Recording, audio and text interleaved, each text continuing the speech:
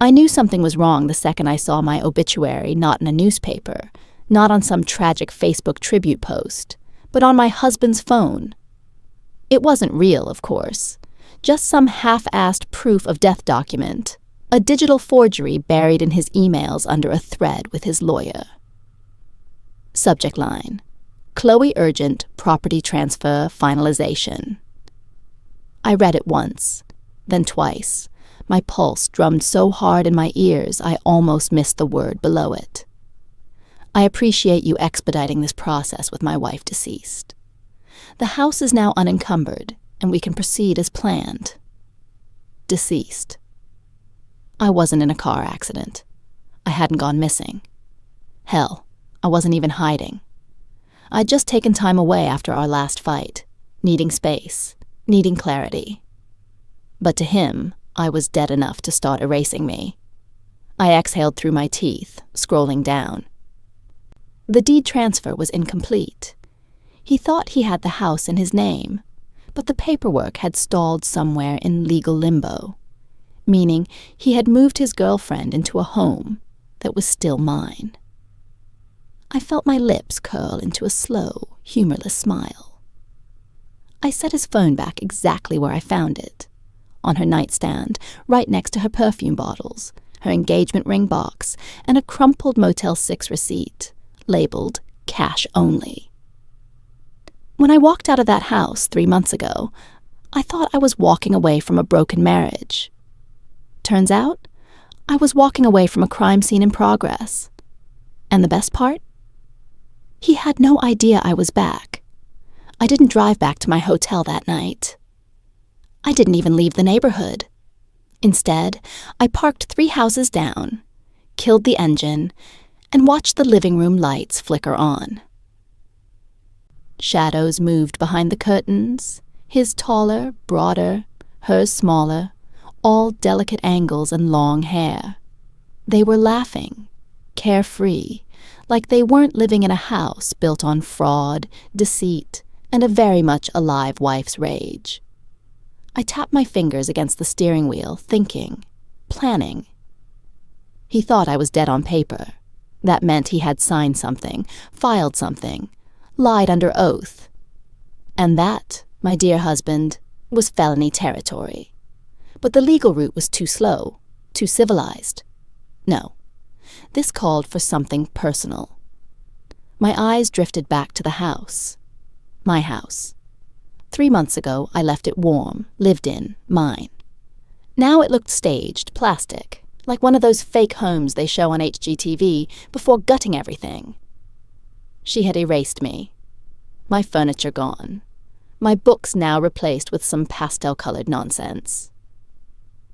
Even the walls were repainted a soft feminine beige, the kind of color that whispers, I don't have a personality, but I also don't offend anyone. The final insult. A new welcome mat. Not just any mat. One that said, the future Mr. and Mrs. Harrison. I let out a slow, sharp breath, rolling my neck until the tension cracked out of it.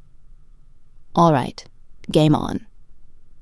I spent the next day making calls. Lawyers, realtors, a locksmith I used to babysit in high school who still owed me a favor. Then I pulled out the spare deed copy I kept in my storage unit. He thought the house was his. He thought wrong. By noon, the security system was back in my name. The locks changed, the utilities cut off. By 5 p.m., I had movers booked for the next morning.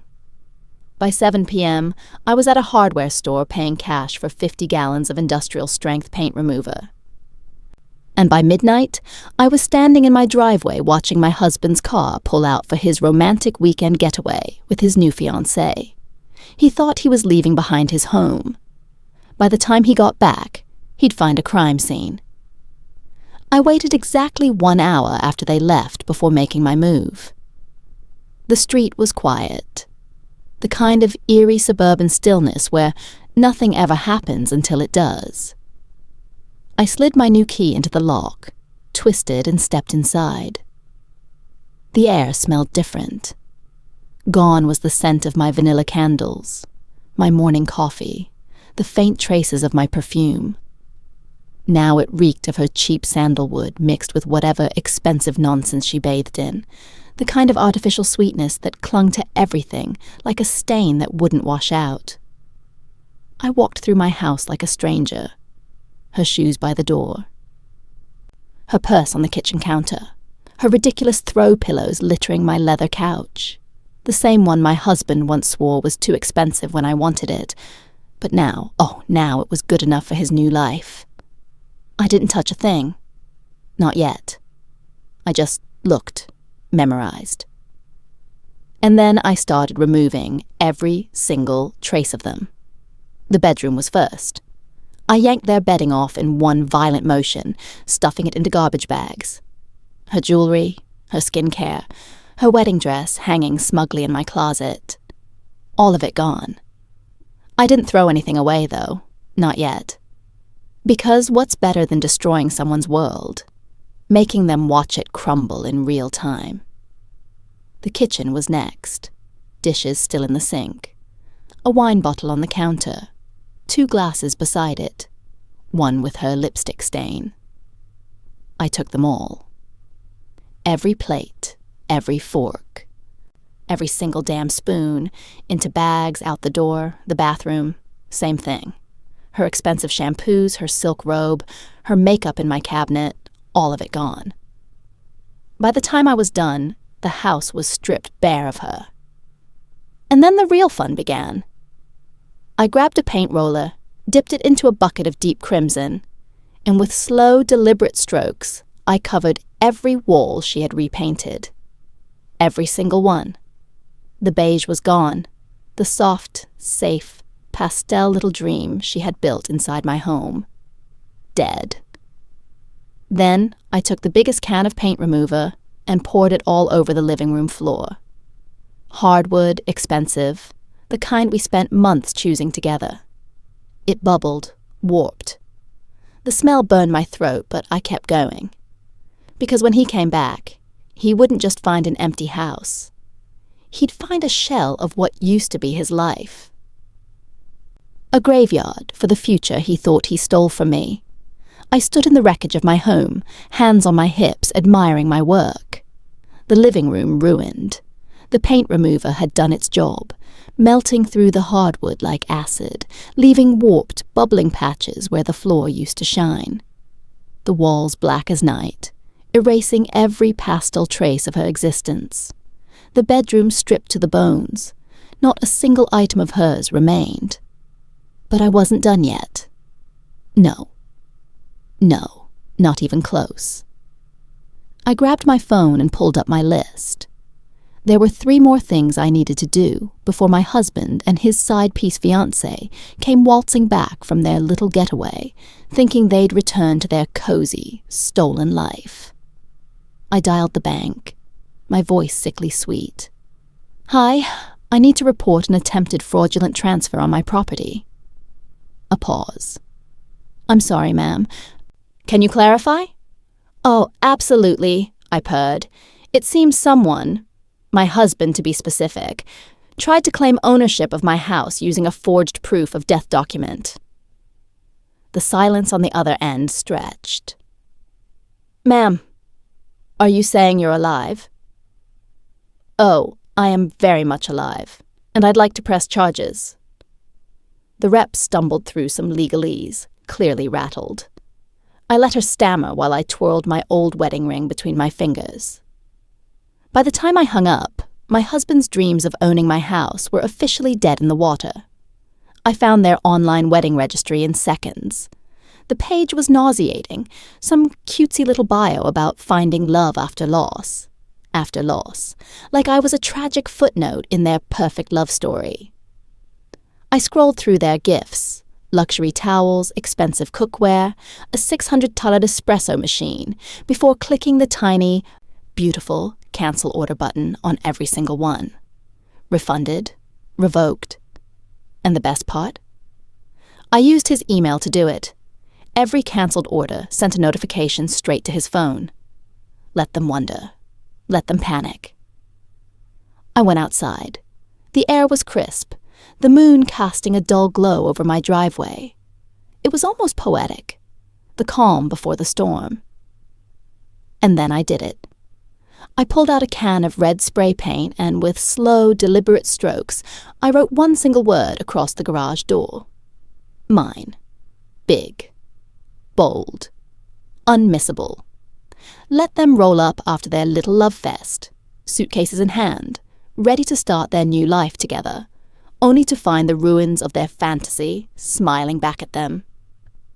By the time I was finished, the night was deep and still. I took one last look at my masterpiece, then got into my car and drove away. I didn't need to be there when they got back. The house would do all the talking for me. I was barely 5 minutes down the road when my phone lit up with the first call. Him. I let it ring, then another, and another. By the fourth, I smirked and answered. "What's wrong, sweetheart?" I said, voice dripping with poison. Silence. A thick, stunned silence. I could hear the hum of his car in the background. I could picture him gripping the steering wheel so hard. His voice cracked. "You're alive?" I finished for him. "Oh, honey, you didn't know?" A sharp breath, a rustling sound, probably her whispering in the passenger seat, panic thick in her voice. "What do we do? What's happening?" I leaned back against the headrest, stretching my legs like I had all the time in the world. "You know it's funny," I continued, voice light. "I was going to let you keep playing house in my home, but then I found your little email. What was it again? With my wife deceased, the house is now unencumbered." I let out a soft chuckle. "You really should have checked the paperwork, babe." "I can explain." I could hear the desperation now, the way his voice wavered, how his breathing was suddenly too fast, too sharp. "Explain?" I said, feigning curiosity. "Oh, please, this should be good. Explain how you tried to erase me. Explain how you moved your side piece into my house while I was gone. Explain how you thought you could sell the place right out from under me." "You left," he snapped, his voice breaking apart. "You disappeared. You didn't answer. You didn't—" "Oh, I'm sorry. Was I supposed to check in after you accused me of being a burden? After you said you needed space? After you called me what was it? A dead weight you couldn't carry anymore?" Dead weight. A bitter laugh ripped through my throat. The irony of it. Dead weight, and yet he was the one who tried to bury me. I heard a choked sound from his girlfriend. She must have finally seen it. The garage door, the wrecked floors, the blackened walls. "What the—" she started, but I cut her off. "Oh, don't act surprised, sweetheart. You picked this. You stepped into my house, wore my husband's shirts, laid in my bed like you belonged there." My voice dropped low and steady. "So tell me, does it still feel like home?" Her breath hitched. I imagine them now, standing in the ruins, her clutching his arm, him staring in horror at what used to be his kingdom. "What the hell do you want?"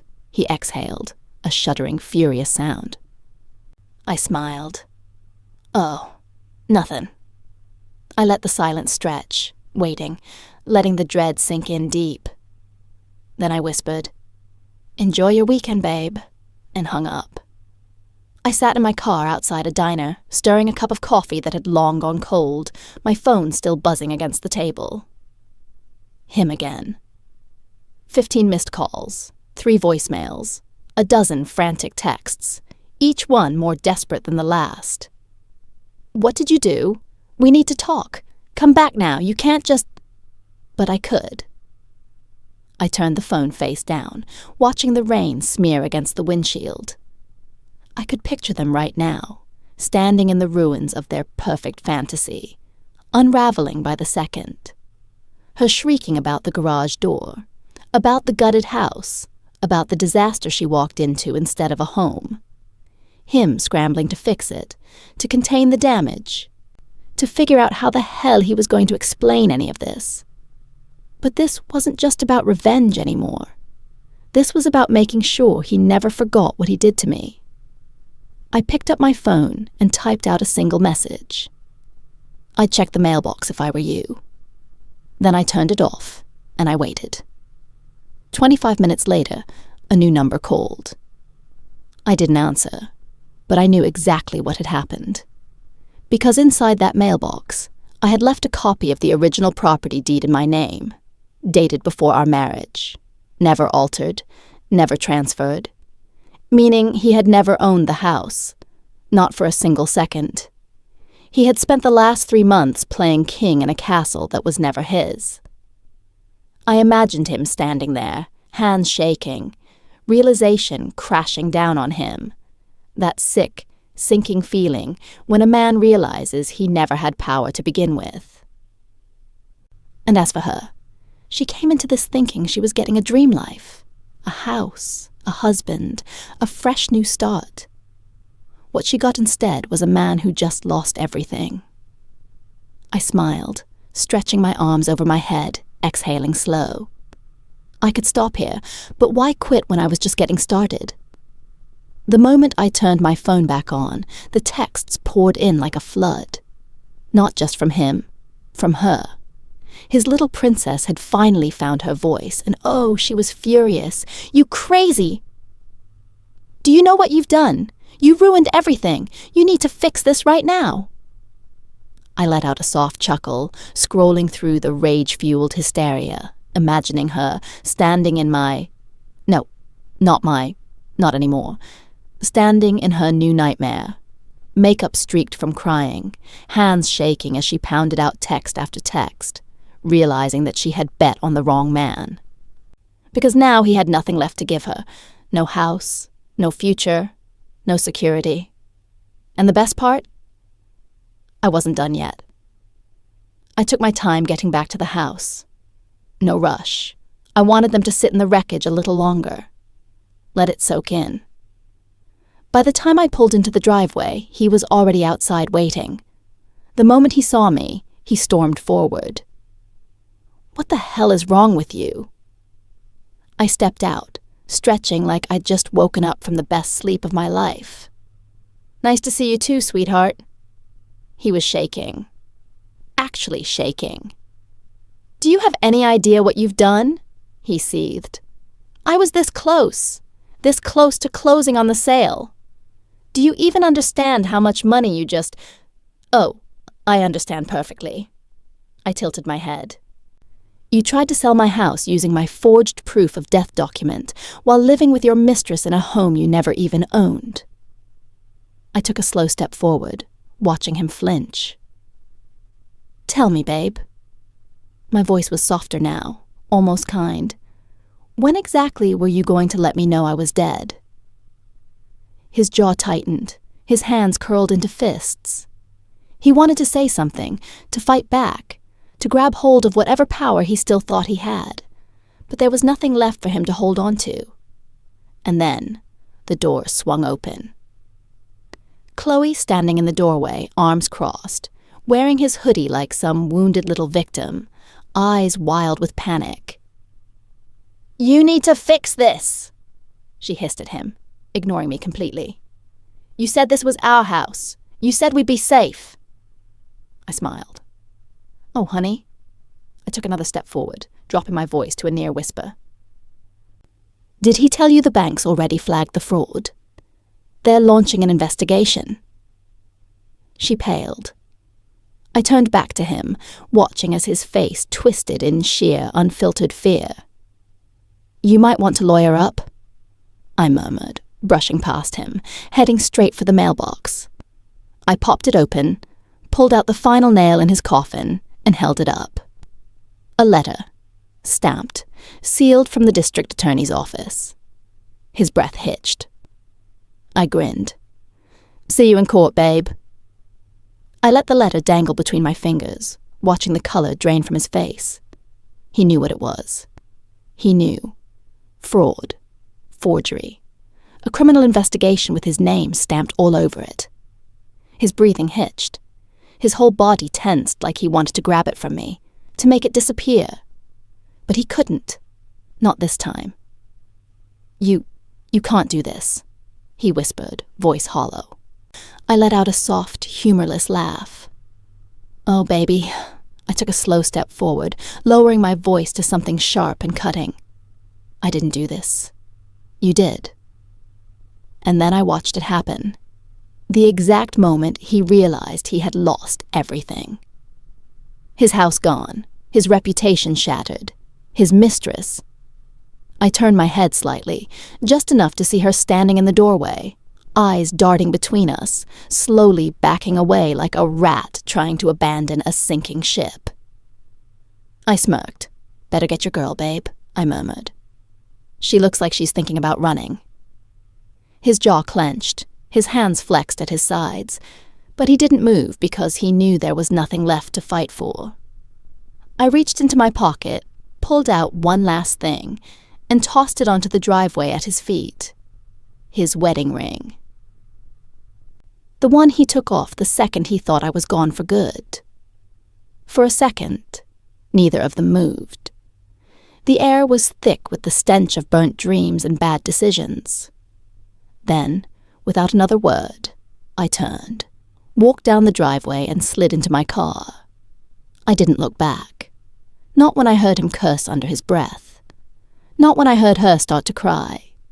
Not when I pulled away from the house, leaving them standing in the ruins of the future they thought they stole from me. Because I had won. They had to live with what they did forever.